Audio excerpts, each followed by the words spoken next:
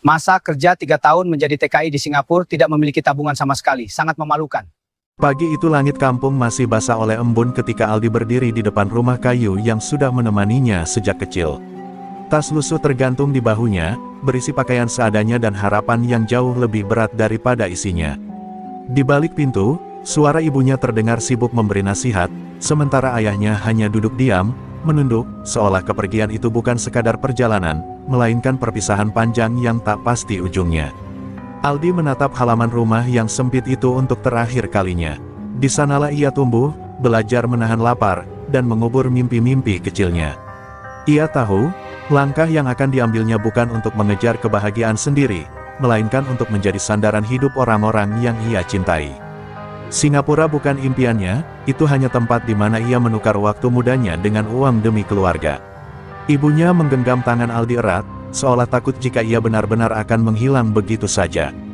"Jangan lupa kirim uang setiap bulan," ucapnya lirih, bukan dengan nada memohon, melainkan tuntutan halus yang terasa begitu berat. Aldi mengangguk pelan. Ia tidak berani berkata bahwa ia juga ingin menabung, ingin punya masa depan sendiri. Keinginannya terlalu kecil dibandingkan kebutuhan keluarga. Ayahnya akhirnya berdiri, menepuk bahu Aldi dengan tangan kasar yang telah lelah oleh pekerjaan seumur hidup. "Kamu harapan keluarga," katanya singkat. Kalimat itu menghantam dada Aldi lebih keras daripada perpisahan itu sendiri. Harapan, kata yang indah, tapi juga belenggu. Sejak saat itu, ia tahu hidupnya tak lagi sepenuhnya miliknya. Adiknya tersenyum kecil di sudut ruangan, memeluk buku sekolah barunya. Tidak ada ucapan terima kasih, hanya kebanggaan polos bahwa kakaknya akan menjadi penyelamat masa depannya. Aldi membalas senyum itu, meski hatinya terasa diremas.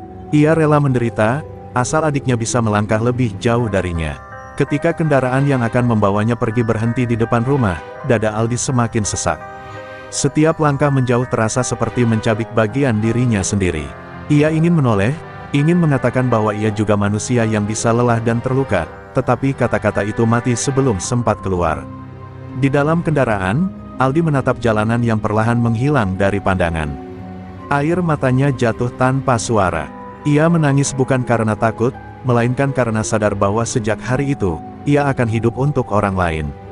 Tidak ada jaminan akan dihargai, tidak ada janji akan dimengerti. Dan saat pesawat lepas landas, Aldi menutup mata, menggenggam erat janji yang ia buat pada dirinya sendiri. Apapun yang terjadi di negeri orang nanti, ia akan bertahan.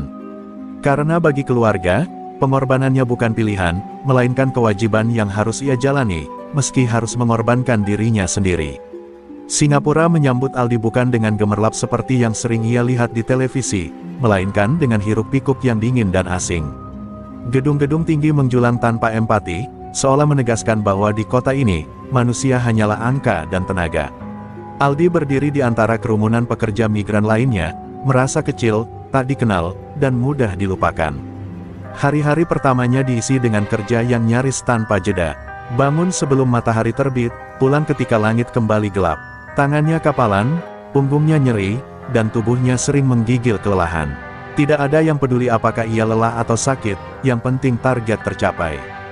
Di tempat itu, rasa sakit bukan alasan untuk berhenti.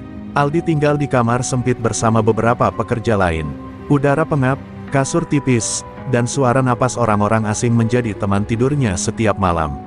Ia sering menatap langit-langit kamar, bertanya dalam hati apakah pengorbanannya akan sepadan. Namun setiap keraguan segera ia kubur, mengingat wajah ibunya dan masa depan adiknya.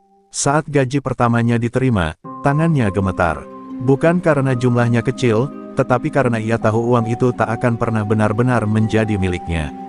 Tanpa berpikir panjang, ia langsung mengirim hampir seluruhnya ke Indonesia. Yang tersisa hanya cukup untuk makan seadanya dan ongkos kerja. Ia tersenyum pahit, merasa bangga sekaligus hampa.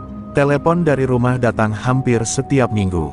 Bukan untuk menanyakan keadaannya, melainkan untuk memastikan kiriman tidak terlambat.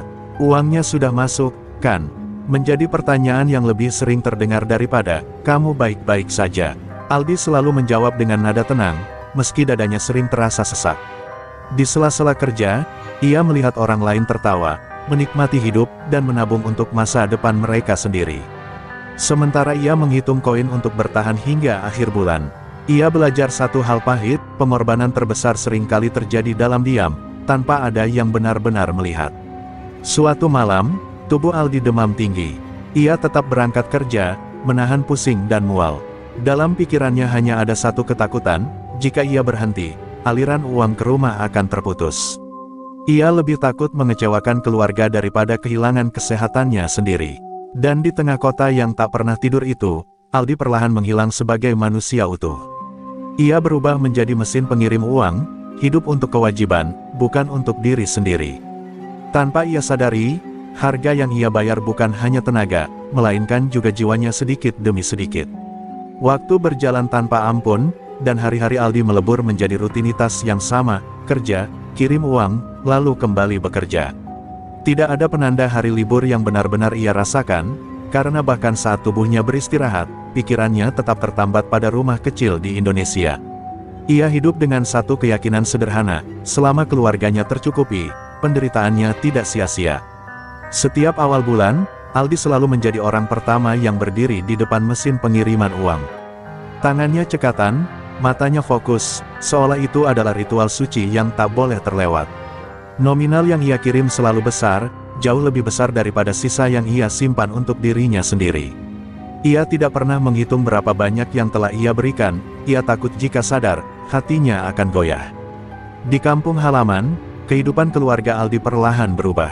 Rumah mulai diperbaiki, perabot baru berdatangan, dan adiknya bisa bersekolah tanpa khawatir biaya.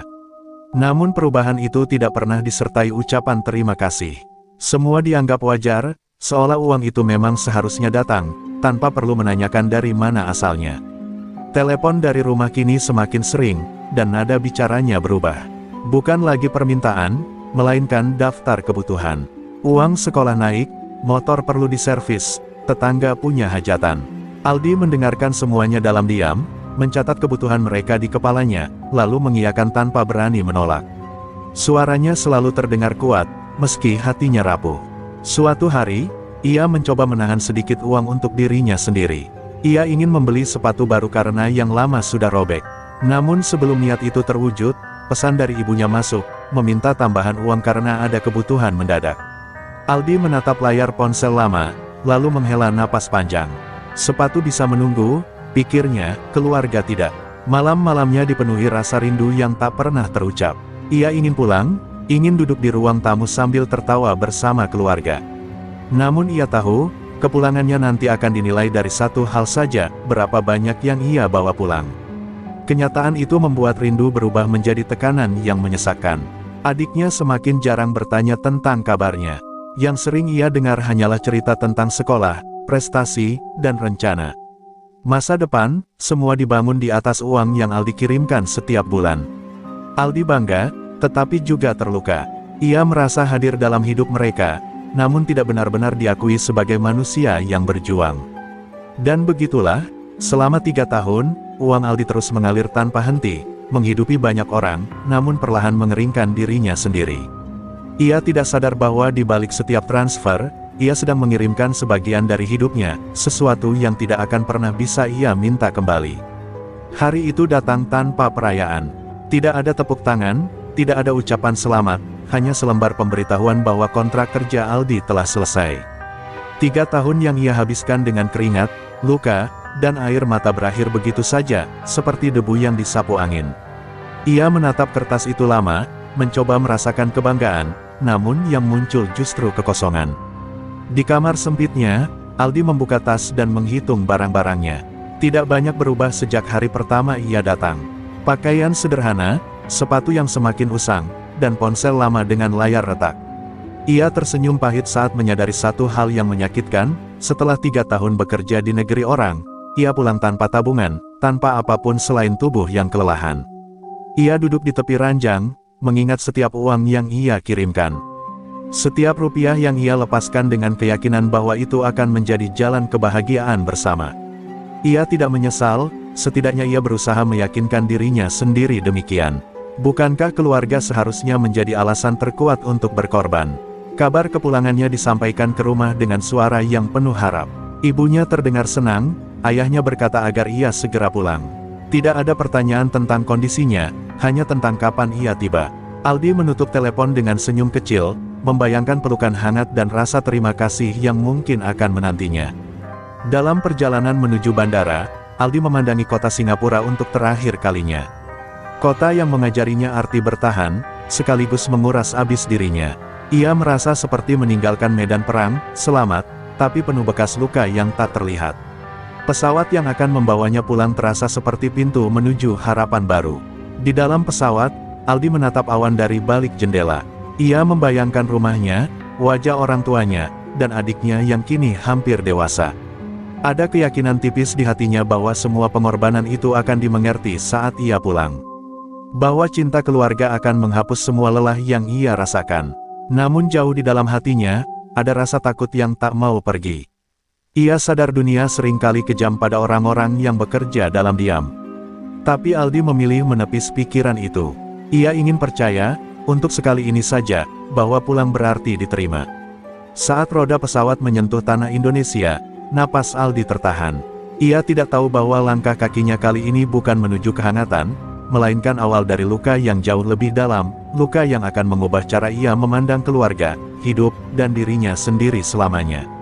Aldi melangkah masuk ke rumah dengan senyum yang ia simpan sejak di perjalanan. Aroma rumah, suara kipas tua, dan dinding yang terasa begitu akrab membuat dadanya hangat sejenak. Ia berharap lelahnya luruh di tempat itu. Namun kehangatan itu hanya bertahan sebentar, lenyap begitu ia melihat tatapan orang-orang di hadapannya, bukan rindu, melainkan penilaian. Ibunya menyambut tanpa pelukan, hanya pandangan cepat dari ujung kepala hingga kaki. "Kok cuma bawa itu?" tanyanya sambil melirik tas lusuh Aldi. Kalimat sederhana itu menusuk lebih tajam daripada bentakan. Aldi tersenyum kaku, mencoba menelan kekecewaan yang mulai menggenang di dadanya. Ayahnya duduk di kursi, menyilangkan tangan. Tidak ada pertanyaan tentang kesehatan, tentang bagaimana hidupnya di negeri orang. Yang keluar justru suara dingin, kerja 3 tahun, masa enggak ada tabungan. Ruangan mendadak terasa sempit, udara seperti menghilang.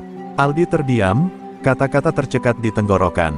Adiknya muncul dengan pakaian rapi, wajah percaya diri. Ia menatap Aldi sejenak, lalu tersenyum kecil yang terasa seperti ejekan. "Teman-temanku sudah pada punya mobil," ucapnya santai. Tidak ada niat menyakiti, tapi kalimat itu cukup untuk meruntuhkan sisa harga diri Aldi. Aldi ingin berkata bahwa setiap buku sekolah adiknya, setiap makanan di meja, setiap kenyamanan yang mereka nikmati berasal dari pengorbanannya. Ia ingin berteriak bahwa ia tidak pernah hidup mewah, bahwa ia menahan lapar dan lelah demi mereka. Namun mulutnya terkunci. Ia takut jika berbicara, air matanya akan jatuh. Ibunya mulai mengeluh tentang biaya hidup, tentang kebutuhan yang tak pernah habis. Seolah-olah kepulangan Aldi hanya menambah masalah, bukan membawa harapan. Tidak ada satupun yang bertanya apakah ia lelah, apakah ia baik-baik saja setelah 3 tahun berjuang sendirian. Malam itu, Aldi duduk di kamarnya yang lama, menatap langit-langit yang sama seperti masa kecilnya. Namun rasanya berbeda. Ia bukan lagi anak yang pulang membawa rindu, melainkan tamu yang diukur nilainya dari isi kantong. Kesunyian terasa lebih menyakitkan daripada kerja berat di Singapura. Dan di balik keheningan malam, hati Aldi mulai retak. Ia menyadari satu kebenaran pahit, di mata keluarganya, pengorbanan tanpa bukti materi tidak pernah cukup. Kepulangannya bukan akhir dari penderitaan, melainkan awal dari luka yang akan terus menganga. Hari-hari setelah kepulangannya terasa lebih berat daripada 3 tahun kerja paksa di negeri orang. Setiap pagi, Aldi bangun dengan harapan tipis bahwa suasana rumah akan berubah, bahwa keluarganya akan mulai memahami.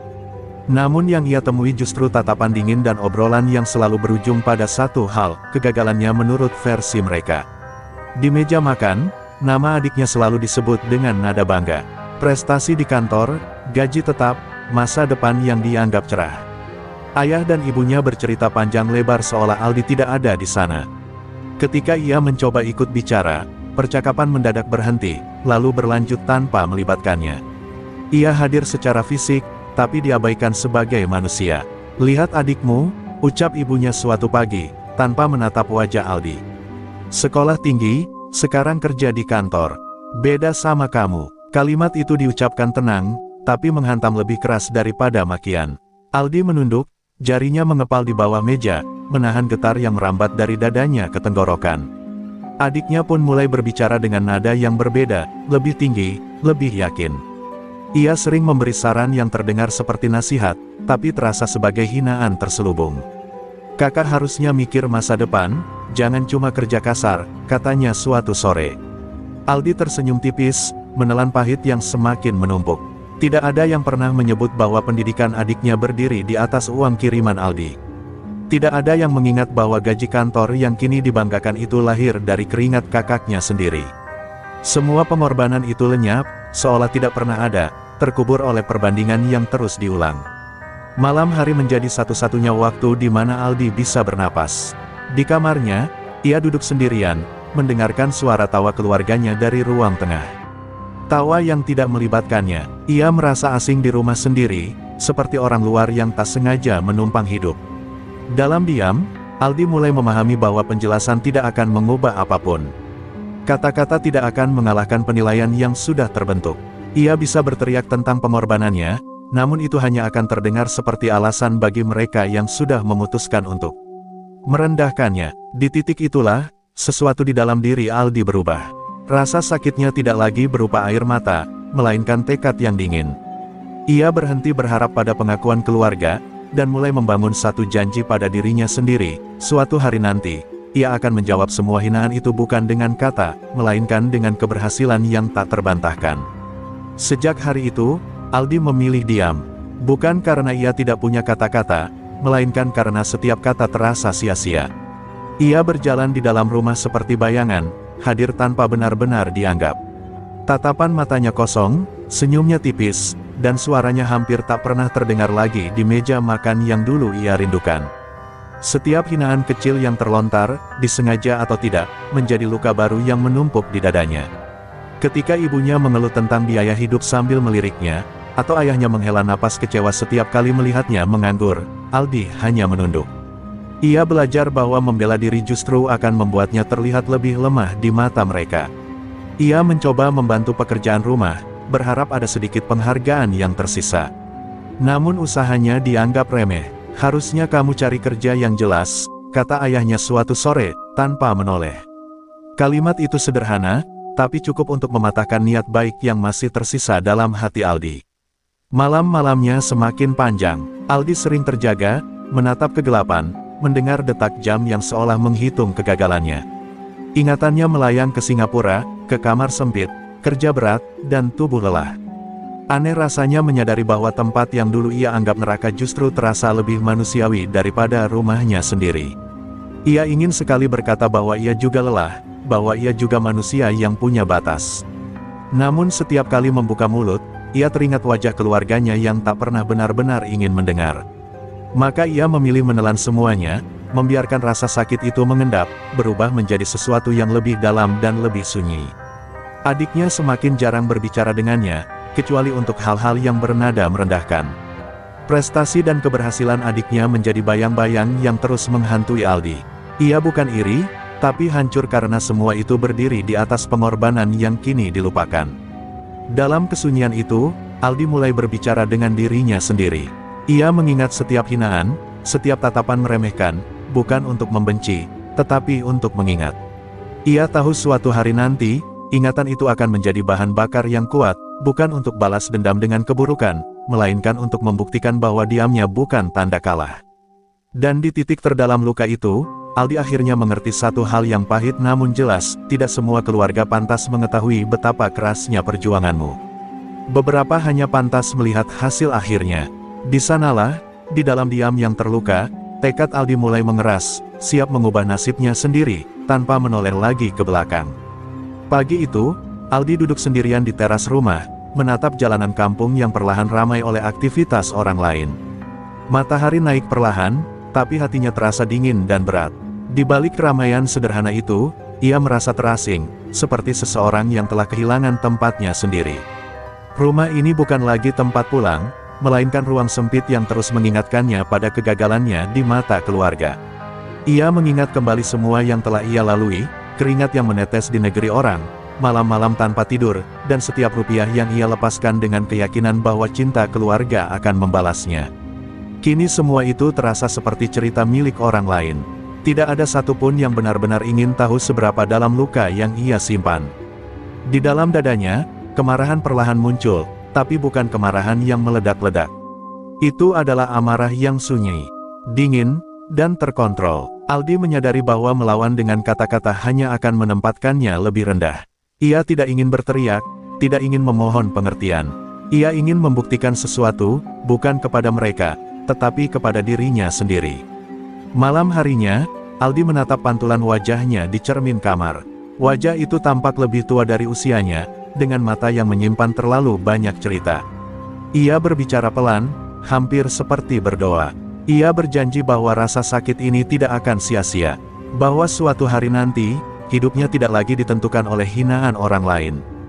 Janji itu bukan tentang membalas dengan kebencian, melainkan tentang menolak untuk selamanya berada di posisi yang direndahkan. Aldi bertekad untuk kembali berdiri di atas kakinya sendiri, membangun hidup yang tidak bergantung pada pengakuan siapapun. Jika keluarga hanya mengerti nilai manusia dari uang, maka ia akan menjawab dengan kesuksesan yang tidak bisa mereka sangkal. Keputusan itu membuat hatinya sedikit lebih ringan. Untuk pertama kalinya sejak pulang, Aldi merasa memiliki kendali atas hidupnya sendiri. Ia mulai mencari informasi, peluang, dan jalan untuk kembali bekerja. Singapura kembali terlintas di benaknya, bukan sebagai tempat penderitaan, tetapi sebagai arena pembuktian. Ia tahu jalan yang akan ditempuh tidak mudah. Akan ada kesepian, kerja keras, dan kemungkinan luka baru. Namun kali ini berbeda. Ia tidak lagi berjalan untuk memenuhi harapan orang lain. Ia melangkah untuk menepati janji pada dirinya sendiri, janji yang lahir dari luka terdalam. Dan di tengah malam yang sunyi itu, Aldi mengemasi kembali tasnya.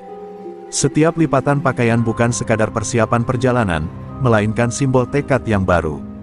Ia siap pergi lagi, bukan sebagai korban keadaan, melainkan sebagai seseorang yang telah memutuskan untuk menulis ulang takdirnya sendiri. Kepergian Aldi kali ini terjadi tanpa air mata dan tanpa pamit panjang.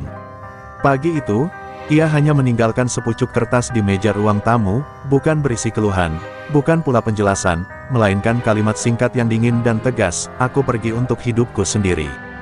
Tidak ada tanda tangan, seolah ia ingin benar-benar menghapus dirinya dari rumah itu. Ia melangkah pergi dengan tas yang sama, namun hati yang jauh berbeda. Jika dulu langkahnya berat karena rindu, kini langkahnya mantap karena tekad. Tidak ada lagi harapan akan dimengerti, tidak ada lagi kebutuhan untuk diakui. Aldi telah mengubur keinginannya untuk didengar, dan memilih jalan yang sunyi. Di perjalanan menuju bandara, ponselnya bergetar berkali-kali. Nama ibu, ayah, lalu adiknya muncul bergantian di layar. Aldi menatapnya lama, napasnya tertahan. Dengan jari yang sedikit gemetar, ia melakukan satu hal yang tidak pernah ia bayangkan sebelumnya, memblokir satu persatu nomor mereka. Seketika, dunia menjadi hening. Keheningan itu terasa menakutkan, tapi juga membebaskan.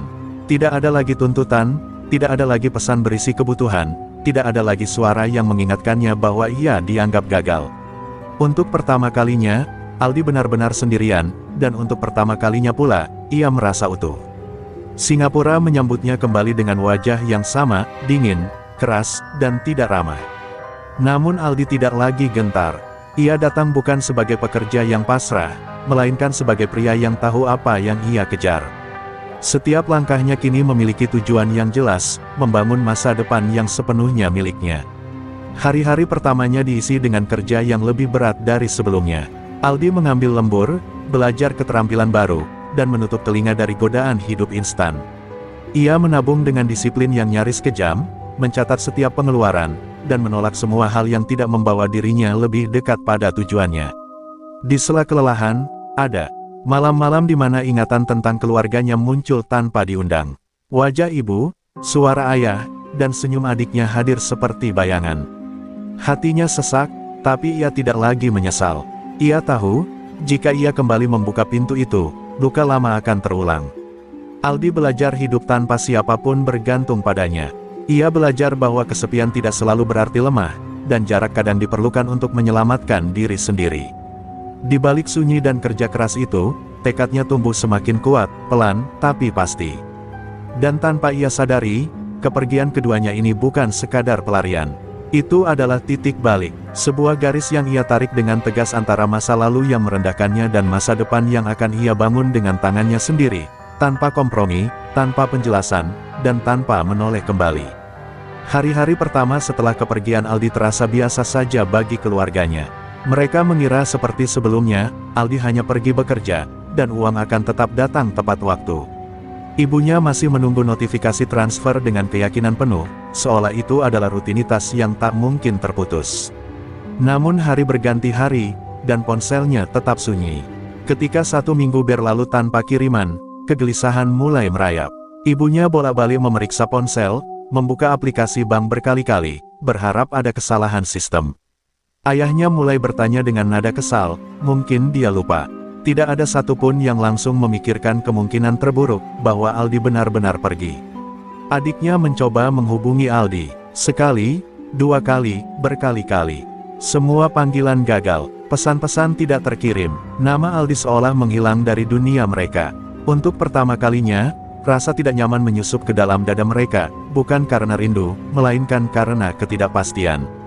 Tagihan mulai menumpuk, biaya rumah, cicilan, dan kebutuhan harian terasa lebih berat dari biasanya. Ibunya mulai mengeluh, menyalahkan keadaan, menyalahkan pekerjaan adiknya yang gajinya tak seberapa. Namun tidak satupun yang berani mengucapkan nama Aldi dengan nada penyesalan, seolah ego mereka masih terlalu tinggi untuk mengakui ketergantungan. Ayahnya mencoba bersikap keras, berkata bahwa mereka tidak membutuhkan Aldi. Tapi setiap malam, ia duduk lebih lama di ruang tamu, menatap kosong. Ia mulai menghitung pengeluaran dengan wajah muram, menyadari bahwa selama ini mereka hidup di atas pundak seseorang yang selalu mereka rendahkan. Adiknya mulai merasakan tekanan paling nyata. Gajinya yang dulu terasa cukup kini tidak mampu menutup semua kebutuhan keluarga. Untuk pertama kalinya, ia pulang kerja dengan bahu tertunduk, merasakan beban yang dulu tak pernah ia pahami, beban yang selama ini dipikul kakaknya seorang diri. Hari demi hari, suasana rumah berubah muram. Tidak ada lagi tawa bangga, tidak ada lagi cerita tentang masa depan yang cerah. Yang ada hanya keluhan, saling menyalahkan, dan kegelisahan yang terus tumbuh. Kepergian Aldi meninggalkan lubang besar yang tak bisa mereka isi dengan gengsi. Dan di tengah kekacauan itu, perlahan-lahan satu kesadaran pahit mulai muncul, bahwa orang yang selama ini mereka anggap gagal ternyata adalah fondasi hidup mereka. Namun kesadaran itu datang terlambat. Aldi telah pergi jauh, membawa bukan hanya uangnya, tetapi juga kesabarannya yang selama ini mereka sia-siakan. Sementara keluarganya tenggelam dalam kebingungan dan kekurangan, hidup Aldi berjalan dalam sunyi yang panjang. Di Singapura, ia kembali menjadi bagian dari keramaian yang tidak peduli siapa dirinya, namun justru di sanalah ia menemukan ketenangan. Tidak ada tuntutan selain bekerja, tidak ada suara yang merendahkan, hanya dirinya, tujuan, dan waktu yang terus bergerak. Hari-harinya diisi dengan disiplin yang keras. Aldi mengambil pekerjaan tambahan, mengikuti pelatihan, dan belajar dari siapapun yang lebih dulu melangkah. Ia tidak lagi sekadar menjual tenaga, ia mulai menjual keahlian. Malam-malamnya habis untuk membaca, mencatat, dan merancang langkah berikutnya, meski tubuhnya sering menjerit kelelahan. Kesepian menjadi harga yang harus ia bayar. Tidak ada pesan masuk, tidak ada kabar dari rumah. Awalnya, hatinya sering terasa kosong, terutama saat melihat orang lain tertawa bersama keluarga mereka. Namun lama-kelamaan, kesepian itu berubah menjadi ruang untuk tumbuh tanpa gangguan, tanpa luka lama yang terus diungkit. Tahun berganti, dan hasil kerja kerasnya mulai terlihat. Gajinya naik, posisinya berubah, dan kepercayaan orang-orang di sekitarnya tumbuh. Aldi belajar mengelola uang dengan ketat, menabung, dan berinvestasi. Setiap rupiah yang ia simpan kini memiliki tujuan, bukan untuk menyenangkan orang lain, melainkan untuk membangun masa depan yang ia pilih sendiri. Di balik semua pencapaian itu, ada malam-malam di mana kenangan lama muncul seperti bayangan. Wajah ibunya, suara ayahnya, dan tatapan adiknya datang tanpa permisi. Aldi menutup mata, menarik napas panjang, lalu kembali bangkit. Ia tidak membenci mereka, tetapi ia tidak lagi mengizinkan masa lalu menguasai langkahnya. 5 tahun berlalu, lalu 10. Aldi bukan lagi pria yang ragu dan mudah terluka. Ia menjadi seseorang yang tenang, terukur, dan penuh perhitungan.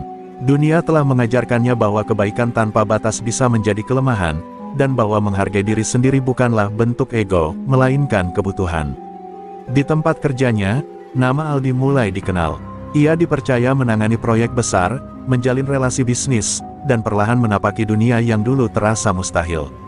Setiap keberhasilan ia rayakan dalam diam, mengingat janji yang pernah ia ucapkan pada dirinya sendiri, bahwa ia akan membalas semua hinaan dengan bukti, bukan kata. Dan di tengah tahun-tahun sunyi itu, Aldi menyadari satu hal yang menguatkannya, tidak semua kesendirian adalah kutukan. Beberapa justru adalah jalan panjang yang menempanya menjadi pribadi baru, lebih kuat, lebih bijak, dan siap menyambut masa depan yang akan ia bangun dengan tangannya sendiri. 15 tahun bukan waktu yang singkat, dan Aldi merasakannya di setiap garis halus di wajahnya, di setiap keputusan yang ia ambil dengan kepala dingin. Ia bukan lagi pria yang berangkat dengan tas lusuh dan harapan rapuh. Kini ia berdiri di titik yang dulu hanya berani ia bayangkan dalam diam, hasil dari tahun-tahun sunyi yang ia lalui tanpa sorotan siapapun. Kesuksesan itu tidak datang dalam satu malam. Ada kegagalan yang hampir membuatnya bangkrut, ada kepercayaan yang dikhianati rekan bisnis, dan ada malam-malam ketika ia duduk sendirian di kantor, menatap angka-angka yang nyaris runtuh. Namun setiap kali ia hampir menyerah, ingatan tentang hinaan masa lalu kembali hadir, menguatkannya untuk bertahan satu langkah lagi. Perlahan tapi pasti, roda keberuntungan berputar ke arahnya. Investasi yang ia tanam bertahun-tahun lalu mulai berbuah. Usaha yang ia rintis dari nol berkembang pesat, menembus batas yang dulu terasa mustahil. Nama Aldi kini tercatat bukan hanya sebagai pekerja keras, tetapi sebagai pengusaha yang disegani. Suatu malam, di ruang kerjanya yang sunyi, Aldi menatap laporan keuangan terakhir. Angka di layar membuatnya terdiam lama. 100 miliar rupiah, jumlah yang dulu bahkan tak berani ia ucapkan dalam doa. Tidak ada sorak-sorai, tidak ada perayaan. Ia hanya menutup mata, menarik napas panjang, dan membiarkan keheningan meresap ke dalam dadanya. Di balik pencapaian itu, ada rasa kosong yang singgah sebentar. Bukan karena kurang, tetapi karena ia tahu, tidak ada satupun dari keluarganya yang menyaksikan perjalanan panjang ini. Tidak ada yang tahu berapa kali ia jatuh, berapa kali ia bangkit dengan luka. Namun justru di sanalah ketenangannya, ia berhasil tanpa bergantung pada siapapun. Aldi berdiri di depan jendela, menatap lampu-lampu kota Singapura yang berkilau. Kota yang dulu menguras abis dirinya kini menjadi saksi kebangkitannya. Ia tersenyum tipis, bukan karena dendamnya terbalaskan, melainkan karena janji pada dirinya sendiri telah ia tepati sepenuhnya. Dalam benaknya, Indonesia kembali terlintas. Bukan sebagai tempat luka, tetapi sebagai tanah yang suatu hari akan ia pijak dengan kepala tegak. Ia tidak berniat mencari pengakuan, apalagi pembenaran. Ia hanya ingin menutup satu bab lama dengan caranya sendiri. Malam itu, Aldi mengambil keputusan besar. Ia akan pulang, bukan sebagai pria yang pernah dihina karena tak punya apa-apa, melainkan sebagai seseorang yang telah membangun dunianya sendiri. Dengan harta, pengalaman, dan ketenangan yang tak bisa dibeli, ia siap menghadapi masa lalu, bukan untuk membalas, tetapi untuk melangkah melewatinya. Kepulangan Aldi kali ini tidak diiringi degup jantung yang gelisah seperti dulu. Ia melangkah keluar dari bandara dengan langkah tenang, mengenakan pakaian sederhana namun rapi, wajahnya matang oleh waktu dan pengalaman. Indonesia menyambutnya dengan udara yang hangat, namun hatinya tetap dingin, bukan karena benci, melainkan karena ia telah belajar menjaga jarak dari luka lama. Di atas tanah yang dulu membuatnya merasa kecil, Aldi mulai membangun sesuatu yang besar.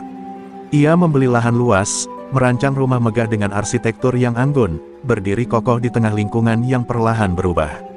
Rumah itu bukan sekadar simbol kekayaan, melainkan penanda bahwa ia telah berdiri sendiri, tanpa bergantung pada siapapun. Tak berhenti di situ, Aldi membuka usaha besar yang menyerap banyak tenaga kerja. Pabrik, kantor, dan jaringan bisnisnya tumbuh pesat, menggerakkan roda ekonomi di sekitarnya. Orang-orang mulai menyebut namanya dengan nada kagum, mengenalnya sebagai pengusaha sukses yang rendah hati dan tegas. Tidak ada yang tahu bahwa pria itu pernah dihina karena pulang tanpa tabungan. Kabar tentang Aldi menyebar cepat, menembus batas kampung dan kota. Media lokal menulis tentang keberhasilannya, tentang investor dari Singapura yang pulang membangun negeri. Nama Aldi, yang dulu nyaris tak dianggap kini menjadi perbincangan. Setiap cerita tentangnya terdengar seperti dongeng bagi mereka yang pernah meremehkannya. Di rumah lamanya, kabar itu sampai seperti petir di siang bolong. Orang tua Aldi membaca berita dengan tangan gemetar, mata mereka tak lepas dari foto pria yang tampak asing namun begitu familiar. Adiknya menatap layar ponsel lama, mencoba menyelaraskan wajah sukses itu dengan sosok kakak yang dulu mereka pandang rendah. Perasaan campur aduk menguasai mereka, tidak percaya, iri, dan perlahan, penyesalan. Mereka teringat setiap kata tajam yang pernah terucap, setiap tatapan meremehkan yang pernah dilayangkan. Kini, semua itu kembali seperti bayangan yang menghantui. Sementara itu, Aldi menjalani hari-harinya dengan tenang. Ia tahu kabar tentang dirinya akan sampai ke telinga keluarganya, dan ia membiarkannya terjadi. Tidak ada rasa ingin pamer, tidak pula niat untuk menyakiti. Ia hanya menjalani hidup yang telah ia bangun dengan susah payah. Di balik kesibukan dan kesuksesannya, Aldi sadar bahwa kepulangannya kali ini menjadikannya orang asing, bukan bagi dunia, tetapi bagi keluarganya sendiri. Dan justru di sanalah ia menemukan kekuatan, ia tidak lagi membutuhkan pengakuan dari mereka yang dulu mengabaikannya. Berita tentang kesuksesan Aldi akhirnya benar-benar menembus dinding rumah lama itu. Tetangga mulai berbisik, menyebut namanya dengan nada kagum, menyandingkannya dengan kata-kata yang dulu tak pernah melekat padanya, berhasil. Kaya, berpengaruh. Setiap bisikan terasa seperti palu yang memukul kesadaran keluarga Aldi, keras, berulang, dan tak bisa dihindari. Ibunya membaca ulang artikel yang tercetak di koran lusuh, jemarinya gemetar mengikuti baris demi baris. Foto Aldi terpampang jelas, dengan senyum tenang yang asing. "Ini, Aldi," gumamnya lirih, seolah menyebut nama itu bisa mengubah kenyataan. Ayahnya berdiri di belakang, diam lebih lama dari biasanya, matanya basah tanpa ia sadari. Adiknya menatap layar ponsel yang kini jarang berdering. Ia sudah lama kehilangan pekerjaannya, hidupnya terhenti di antara lamaran yang tak kunjung diterima. Melihat kesuksesan kakaknya seperti menelan pil pahit, ia teringat betapa mudahnya dulu merendahkan, betapa nyamannya hidup di atas kiriman uang yang kini tak lagi ada. Rumah itu terasa makin sempit oleh penyesalan. Setiap sudut menyimpan ingatan yang dulu mereka abaikan, kursi tempat Aldi pernah duduk diam, kamar kecil yang dulu menjadi pelariannya. Kini, keheningan berubah menjadi cermin yang memantulkan kesalahan mereka sendiri. Ayahnya akhirnya menghela napas panjang, suaranya pecah. Ia mengakui, tanpa Aldi, mereka rapuh. Tanpa pengorbanan Aldi, hidup mereka dulu tak akan pernah semudah itu. Pengakuan itu tidak membawa kelegaan, hanya menyisakan rasa bersalah yang berat dan terlambat. Ibunya menangis pelan, menyesali kata-kata yang pernah terucap. Ia mengingat tuntutan-tuntutan kecil yang terasa wajar saat itu, tanpa pernah bertanya apakah anaknya sanggup. Penyesalan itu datang seperti banjir, deras, dingin, dan tak bisa dibendung. Keputusan pun diambil. Mereka harus menemui Aldi, bukan sebagai keluarga yang menuntut, melainkan sebagai orang-orang yang telah kalah oleh kesombongan mereka sendiri. Harapan tipis tumbuh di tengah rasa takut, mungkin masih ada pintu yang belum sepenuhnya tertutup. Sementara itu, jauh dari rumah lama itu, Aldi berdiri di ruang kerjanya, menatap kota yang sibuk. Ia tahu, kabar itu akan mengguncang mereka. Namun hatinya tetap tenang. Ia telah siap menghadapi apapun yang datang, bukan dengan amarah, melainkan dengan jarak yang telah ia pelajari untuk menjaga dirinya sendiri. Hari ketika keluarga Aldi akhirnya memberanikan diri datang, langit tampak mendung seolah ikut memikul beban yang mereka bawa. Mereka berdiri di depan gerbang rumah mewah itu dengan pakaian sederhana dan wajah yang penuh keraguan. Rumah itu terlalu besar, terlalu asing, dan terlalu jauh dari bayangan anak yang dulu mereka rendahkan. Tidak ada satupun dari mereka yang berani melangkah lebih dulu. Ibunya menggenggam ujung bajunya erat, napasnya tak beraturan. Ayahnya menunduk, bahu yang dulu tegap kini terlihat rapuh. Adiknya berdiri di belakang, wajahnya pucat, menyembunyikan rasa iri, malu, dan takut dalam satu tarikan napas yang berat. Mereka datang tanpa membawa apa-apa, tidak uang, tidak hadiah, hanya penyesalan yang terlambat.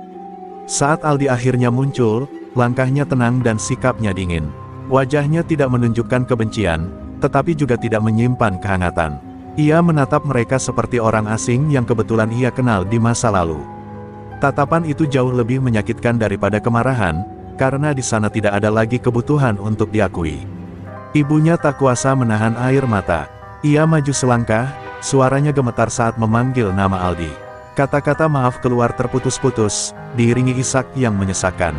Ia mengakui kesalahannya, tuntutan, hinaan, dan sikap buta terhadap pengorbanan anaknya sendiri. Namun setiap kata itu terdengar seperti gema di ruang kosong. Ayahnya menyusul, suaranya berat dan penuh rasa bersalah.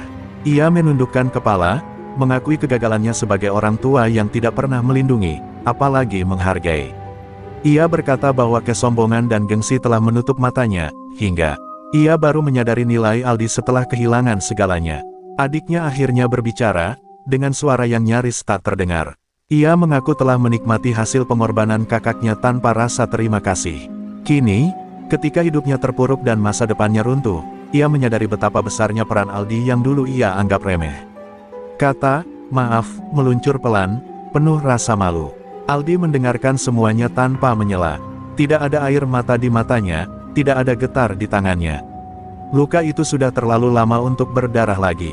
Penyesalan mereka datang setelah jarak terbentuk, setelah hatinya belajar bertahan sendiri. Ia menyadari satu kebenaran pahit, permintaan maaf tidak selalu datang tepat waktu. Di hadapan penyesalan yang mengalir itu, Aldi tetap berdiri tenang. Ia tidak menolak, tidak menerima, hanya diam. Karena bagi dirinya, masa lalu telah selesai. Dan meski kata maaf telah terucap, ada jarak yang tak lagi bisa dijembatani, jarak yang tercipta dari tahun-tahun luka yang tak pernah dianggap ada. Aldi menatap wajah-wajah di hadapannya dengan sorot mata yang tenang namun jauh. Tidak ada kemarahan di sana, tidak pula kepuasan melihat mereka menyesal. Yang ada hanyalah jarak yang terbentuk dari tahun-tahun di mana ia belajar berdiri sendiri tanpa sandaran. Tatapan itu membuat ibunya terdiam, seolah menyadari bahwa sesuatu telah benar-benar hilang. Ia menarik napas pelan, bukan untuk mengumpulkan kata-kata pembelaan, melainkan untuk menahan gelombang kenangan yang mencoba naik ke permukaan. Setiap hinaan, setiap perbandingan, setiap diam yang dipaksakan dulu kembali hadir. Namun kini, semua itu terasa seperti cerita lama yang tidak lagi menguasai hatinya. Ibunya mencoba mendekat, berharap pada sisa kasih yang mungkin masih ada. Namun langkahnya terhenti saat Aldi mundur setengah langkah. Gerakan kecil itu sederhana, tetapi maknanya tegas. Batas telah ditarik, tanpa teriakan, tanpa penjelasan panjang, tanpa kebencian. "Aku sudah baik-baik saja," ucap Aldi akhirnya, suaranya datar dan terkendali. Kalimat itu terdengar seperti penghiburan, namun juga penutup. Ia tidak berkata bahwa ia memaafkan, tidak pula mengatakan bahwa ia belum bisa. Ia hanya menyatakan kenyataan, bahwa hidupnya telah berjalan tanpa mereka. Ayahnya menunduk lebih dalam, menyadari bahwa peran sebagai orang tua telah terlambat ia jalani. Tidak ada nasihat yang pantas diucapkan, tidak ada permintaan yang layak diminta. Kesunyian di antara mereka terasa lebih berat daripada ribuan kata. Adiknya menatap Aldi dengan mata yang berkaca-kaca. Ia ingin mengatakan banyak hal, ingin menjelaskan, ingin meminta kesempatan. Namun semua kata itu terjebak di tenggorokan. Ia tahu, waktu yang hilang tidak bisa dibeli, bahkan dengan penyesalan yang tulus. Aldi mengalihkan pandangan, menatap halaman luas rumahnya. Di sana, hidup yang ia bangun berdiri kokoh, hasil dari kerja keras, disiplin, dan kesepian yang panjang. Ia tidak ingin merusak ketenangan itu dengan membuka kembali luka lama yang telah ia jahit rapat. Dalam diamnya, Aldi tidak sedang menghukum siapapun. Ia hanya memilih dirinya sendiri. Pilihan yang dulu tidak pernah ia ambil, kini ia pegang erat. Dan bagi keluarga di hadapannya, pilihan itu terasa seperti hukuman paling sunyi. Tatapan dingin itu bukan tanda kebencian, melainkan penanda akhir. Akhir dari harapan untuk kembali seperti dulu, dan awal dari kenyataan bahwa tidak semua hubungan bisa diselamatkan, bahkan oleh penyesalan yang datang dengan sepenuh hati. Aldi melangkah menjauh dari mereka dengan langkah yang tenang namun mantap. Setiap langkahnya terasa ringan, seolah beban bertahun-tahun akhirnya benar-benar ia letakkan di belakang. Tidak ada teriakan yang memanggil namanya, tidak ada tangan yang berani menahannya. Keluarganya hanya bisa memandang, punggungnya yang perlahan menjauh, membawa serta kenyataan yang tak bisa mereka ubah. Ibunya terduduk lemas di kursi terdekat, air mata jatuh tanpa suara. Ia baru menyadari bahwa anak yang dulu ia tuntut tanpa henti kini telah tumbuh menjadi seseorang yang tak lagi membutuhkan apapun darinya. Penyesalan itu menggigit lebih keras daripada kemiskinan yang mereka rasakan sekarang, karena kali ini, tidak ada jalan untuk meminta ulang. Ayahnya berdiri terpaku, dadanya sesak oleh rasa bersalah yang tak terucap.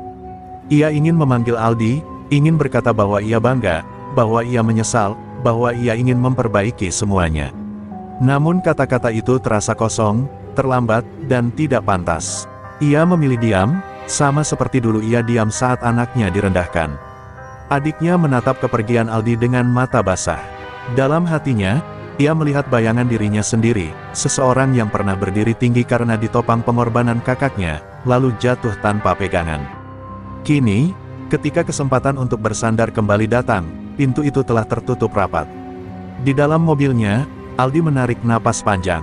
Tangannya menggenggam setir dengan kuat, bukan karena amarah, melainkan karena kelegaan. Ia tidak merasa menang, tidak pula merasa kalah. Ia hanya merasa selesai. Pertemuan itu bukan untuk membuka luka, melainkan untuk menutupnya dengan pasti. Sepanjang perjalanan, kenangan lama berkelebat seperti film yang diputar ulang. Rumah kecil, tas lusuh, kamar sempit, dan hinaan yang dulu membentuk tekadnya. Aldi tersenyum tipis. Semua itu telah mengantarkannya ke titik ini, titik di mana ia tidak lagi didefinisikan oleh masa lalu. Ia tidak menoleh ke belakang, bukan karena membenci, tetapi karena ia tahu, jika ia menoleh, akan ada bagian dirinya yang kembali terluka. Aldi memilih melangkah maju, menjaga jarak yang ia perlukan untuk tetap utuh. Itu bukan pelarian, melainkan perlindungan diri. Dan saat mobilnya menghilang dari pandangan keluarga itu, sebuah bab lama benar-benar tertutup. Aldi pergi tanpa menoleh, membawa hidup yang telah ia bangun dengan susah payah. Sementara di belakangnya, keluarganya harus belajar menerima bahwa ada kehilangan yang tidak bisa ditebus, kehilangan seorang anak dan kakak yang pernah memberi segalanya, lalu memilih dirinya sendiri. Hari-hari setelah kepergian Aldi berjalan lambat bagi keluarganya, seolah waktu sengaja memperpanjang rasa perih yang harus mereka tanggung. Rumah lama itu kini benar-benar sunyi, tidak hanya karena ketiadaan uang, tetapi karena hilangnya sosok yang dulu menjadi penopang tanpa pernah mereka akui. Setiap sudut rumah menyimpan gema kesalahan yang tak bisa diperbaiki. Ibunya jatuh sakit-sakitan, bukan semata karena usia, melainkan karena beban penyesalan yang terus menekan batinnya. Ia sering terbangun di malam hari, memanggil nama Aldi dalam lirih, berharap itu semua hanya mimpi buruk. Namun pagi selalu datang dengan kenyataan yang sama, anak yang dulu ia tuntut tanpa henti telah benar-benar pergi dari hidupnya. Ayahnya mencoba bertahan dengan pekerjaan serabutan, namun tenaga dan semangatnya tak lagi seperti dulu. Setiap tetes keringatnya kini terasa berat, karena baru sekarang ia mengerti apa yang selama ini dipikul anaknya seorang diri. Karma tidak datang dalam bentuk hukuman besar, melainkan dalam kesadaran yang terlambat dan melelahkan. Adiknya hidup dalam kehampaan yang paling menyakitkan. Tanpa pekerjaan, tanpa arah, dan tanpa tempat bersandar, ia akhirnya merasakan posisi yang dulu ia pandang rendah. Setiap kegagalannya mengingatkannya pada kakak yang pernah ia remehkan, dan pada kesempatan yang telah ia hancurkan dengan kesombongannya sendiri. Sementara itu, kehidupan Aldi berjalan di jalur yang berbeda. Usahanya berkembang pesat, membuka cabang baru, memperluas pengaruh, dan menciptakan lapangan kerja bagi banyak orang. Ia dikenal sebagai pemimpin yang tegas namun adil, seseorang yang memahami arti perjuangan karena ia pernah berada di titik paling bawah. Di rumah mewahnya, Aldi menikmati pagi dengan secangkir kopi dan ketenangan yang dulu tidak pernah ia miliki. Tidak ada suara tuntutan, tidak ada tatapan merendahkan. Ia hidup sederhana di tengah kemewahan, memilih kedamaian daripada pengakuan. Luka lama tidak lagi menguasainya, ia telah berdamai, bukan dengan mereka, tetapi dengan dirinya sendiri. Sesekali, kenangan tentang keluarganya muncul seperti bayangan samar. Namun kini, kenangan itu tidak lagi menyakitkan. Aldi memahami bahwa setiap orang menuai apa yang mereka tanam. Ia tidak merasa perlu membalas atau menolong untuk membuktikan apapun. Hidupnya sendiri telah menjadi jawaban paling jujur. Dan di akhir perjalanan panjang itu, Aldi menemukan kebahagiaan yang sesungguhnya, bukan dari harta, bukan dari kemenangan atas masa lalu, melainkan dari keberanian memilih dirinya sendiri. Sementara keluarganya belajar hidup dengan karma pilihan mereka, Aldi melangkah maju, hidupnya terus berkembang, hatinya tenang, dan masa depannya terbentang luas tanpa bayang-bayang luka lama.